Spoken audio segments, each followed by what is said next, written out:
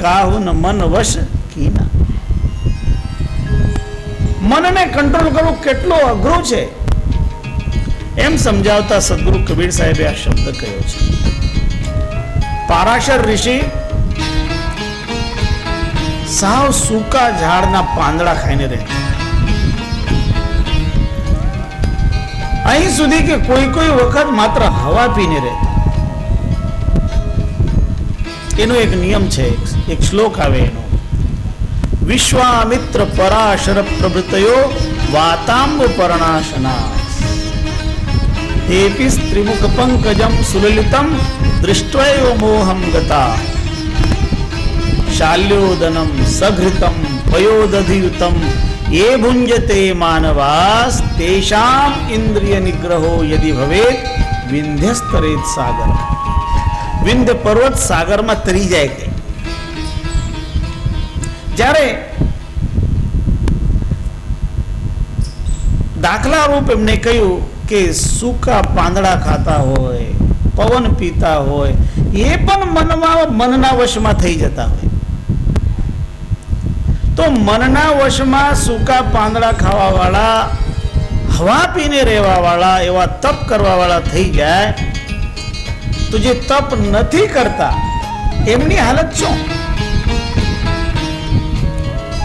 સાચી રીતે તપ કરતા પણ મનના વશમાં પડીને મોહમાં પડી જતા હોય. મોહમાંથી નિવૃત્ત થવું હોય તો સદગુરુના શરણમાં રહે ને તો મોહમાંથી. એનું કારણ છે કે સદગુરુ એને દેખાડે, રસ્તો દેખાડે. નહીં, તું ખોટા રસ્તે જઈ રહ્યો છે, જાગી જા, એ આંખો ખોલાવે. અને જ્યાં સુધી કોઈ બરાબર રાસ્તો દેખાડનાર ન હોય ત્યાં સુધી આ જીવને ભટકાવવાની સંભાવના છે. એટલે આપણે આપણા માટે સદગુરુની શરણ એ શ્રેષ્ઠ શરણ છે, કારણ એનાથી આ આત્માનું સંપૂર્ણ રીતે ભલું થાય છે.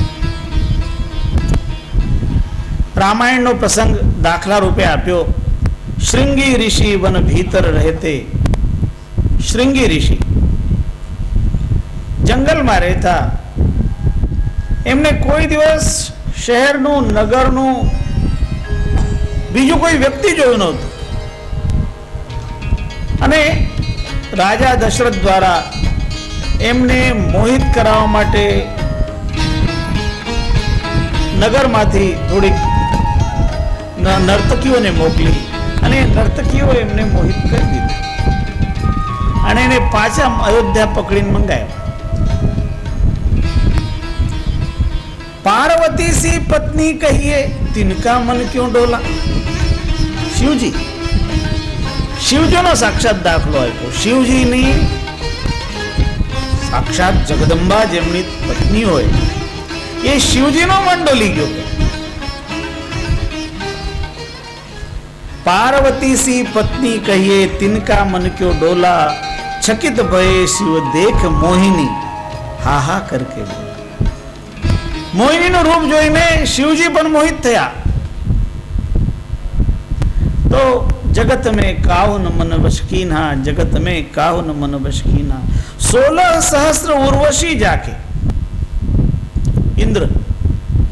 इंद्र ने ત્યાં 16,000 અપ્સરાઓ, ઉર્વશી આદિ, ઉર્વશી હોય, રંભા હોય, 16,000 અપ્સરાઓ.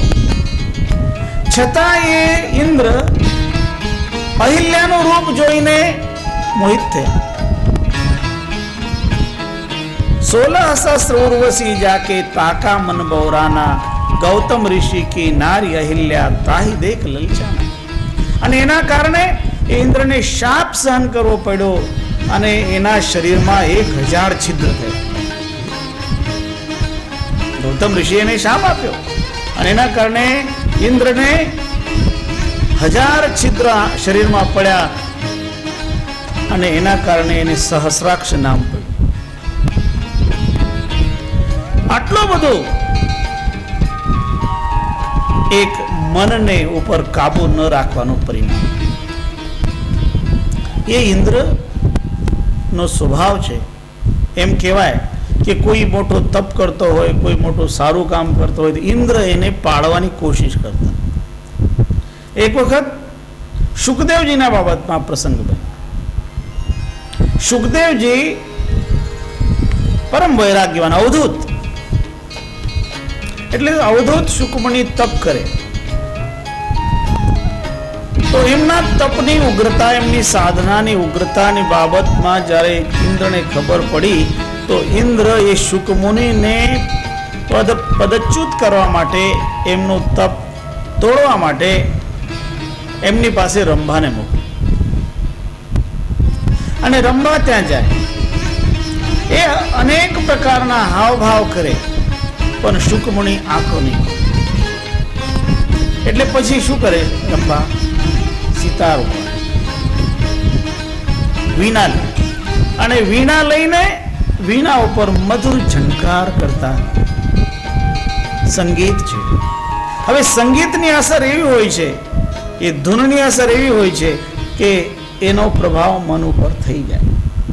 અને એ સંગીતની અસરના કારણે સુખદેવજી આંખો ખોલે. ત્યારે આંખો ખોલે તો રંભા નૃત્ય કરવાની શરૂઆત કરે. અને જ્યારે નૃત્ય કરવાની શરૂઆત કરે ત્યારે સુખદેવજી પૂછે કે તમે શું કામ આવ્યા છો અને આ તમે નૃત્ય વગેરે શું કામ કરી રહ્યા છો? ત્યારે રંભા કહે છે કે મારે તમારી સાથે વાત કરવી છે. પછી રંભા અને શુકમુનિની વાત થાય છે. એમાં રંભા શુકમુનિને કહે છે કે તમે મારી સાથે પરણી જાઓ. રંભા શું કહે શુકમુનિને? કે તમે મારી સાથે પરણી જાઓ. તો શુકમુનિ કહે કે શું કામ? તો કહે કે બધા જગતમાં જે મોટા મોટા છે બધા પરણી ગયા છે. જો ને કે બ્રહ્માજી પરણી ગયા, શિવજી પરણી ગયા, વિષ્ણુ પરણી ગયા, બધા પરણેલા છે, તમે કેમ પરણ્યા વગર રહો? તો સુખદેવ મુનિ કહે કે મને આ હાડ માંસના દેહમાં કોઈ રસ નથી. સુખદેવ મુનિ કહે કે જે હાડ માંસનો દેહ છે, જેની અંદર મલ મૂત્ર વિષ્ઠા ભરેલી છે, એ દેહમાં મને કોઈ રસ નથી. તો રંભા કહે કે તમે એમ નહીં માનતા કે મારા દેહમાં મલ મૂત્ર વિષ્ઠા ભરેલી છે? મારો દેહ તો એવો છે કે અંદર તો કપૂર જેવી સુગંધ ભરેલી છે. અને એને સુગંધિત દેહ કરીને બતાવ્યું. ત્યારે સુખદેવ મુનિ કહો, મને ખબર હોત ને કે તમારો દેહ આવો અંદરથી સુગંધિત છે ને, તો હું તમારા જ ગર્ભમાંથી જન્મ લેવાની વાત કરી હોત. કે જ્યારે પૂર્ણ વૈરાગ્ય હોય તો એને મન ઉપર કાબુ મળે. અને આ અઘરામ અઘરી વસ્તુ છે. એટલે સદગુરુ કહે છે કે મન ઉપર જેને કાબુ મેળવ્યું હોય ને, એ વિવેકી બની જતા હોય તો જ. આવો વિવેક કોણ કરે? કોઈ વિરલા. મધ્ય ભારતમાં રાજા છત્રસાલ થયા, બુંદેલખંડના. તો જે બુંદેલખંડના રાજા છત્રસાલ બહુ વીર પ્રતાપી, અને એક વખત એમની પાસે એક યુવતી આવી અને એમને કહે છે કે મારે તમારા જેવો દીકરો જોઈએ છે. પ્રાર્થના કરે એમને કે મારે તમારા જેવો દીકરો જોઈએ છે. તો છત્રસાલ એને કહે છે કે મારા જેવો દીકરો કેવી રીતે? તમે મને જ દીકરો માની લો ને. તમે મને જ દીકરો માની લો એટલે પછી મારા જેવો ક્યાં થાય? હું જ છું. મહારાષ્ટ્રમાં એક રાજા થયા, છત્રપતિ શિવાજી. છત્રપતિ શિવાજીના એક સેનાપતિ હતા, એમનું નામ હતું આબાજી સોનદેવ. અને એ આબાજી સોનદેવ સેનાપતિત્વનું કાર્ય કરતા હતા ત્યારે વિજાપુરના નિજામ સાથેની લડાઈ થઈ.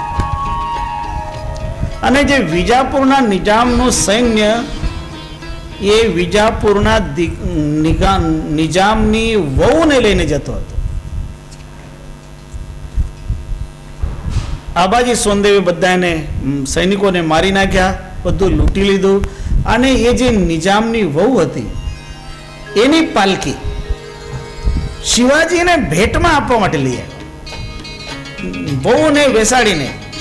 અને જ્યારે એને લઈને આવ્યા તો એને બહાર રાખ્યું, દરબારની બહાર રાખ્યું, જે માણસો પાલકી ઉપાડવા હતા એમની સાથે. અને એક એક વસ્તુ પછી શિવાજીને ભેટમાં આપતા ગયા. શિવાજી બધી ભેટ જોઈને રાજી થતા ગયા. ઓહો, તમે તો બહુ મોટું કામ કર્યું, કેટલી બધી તમે આ સંપત્તિ લઈ આવ્યા.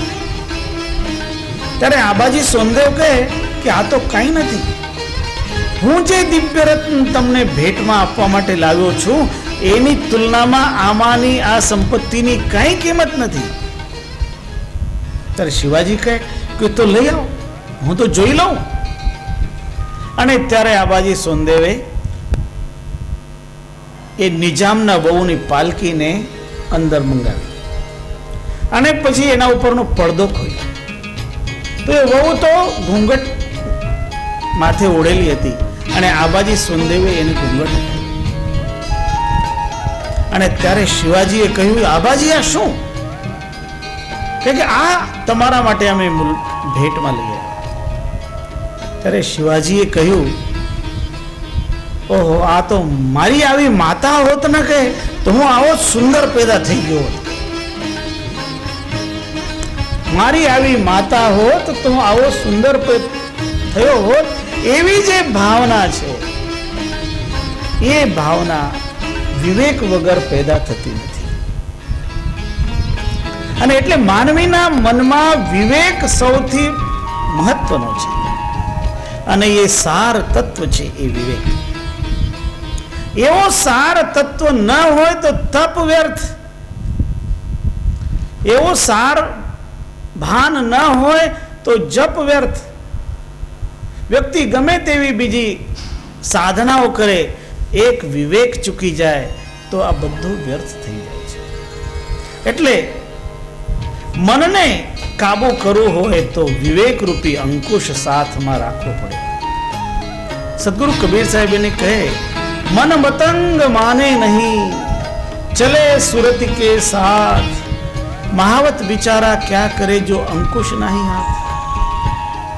મન કહે હાથી જેવો છે, એ કોઈને માનવાથી માનતો નથી. અને મહાવત જે હાથીને કંટ્રોલ કરવા વાળો હોય, હાથી ઉપર બેસે, એ મહાવત હાથીને કંટ્રોલ કરવા માટે એક લોખંડનો ખીલો વાપરે, એને અંકુશ કહેવાય. અને એ અંકુશ એવો હોય કે જ્યારે હાથી એમ તેમ ફર્યા કરે તો સીધો એના માથા ઉપર એની ચોટ કરે તો એ હાથી કંટ્રોલમાં આવે. તો કે મનરૂપી હાથીને કંટ્રોલ કરવા માટે વિવેક રૂપી અંકુશ જોઈએ. અને વિવેક રૂપી અંકુશ ન હોય તો એ મનરૂપી હાથી કંટ્રોલમાં રહે નહીં. એટલે જે વિવેક રૂપ સાર જ્ઞાન, સાર અને અસારમાંથી જે સાર ગ્રહણ કરવાની ક્ષમતા છે એ વિવેક દ્વારા આવતી હોય છે. અને એ છે સાર નામ. એ જે વિવેક દ્વારા સદગુરુની કરવામાં આવતી ભક્તિ એ કલ્યાણનો બનતો હોય છે સાધન. એટલે આપણને સદગુરુ સમજાવી રહ્યા છે કે તમે માન છોડો, મોહ છોડો, માત્ર વિવેકનો આશ્રય લઈને સદજ્ઞાનને મેળવવા માટે પ્રયત્ન કરો.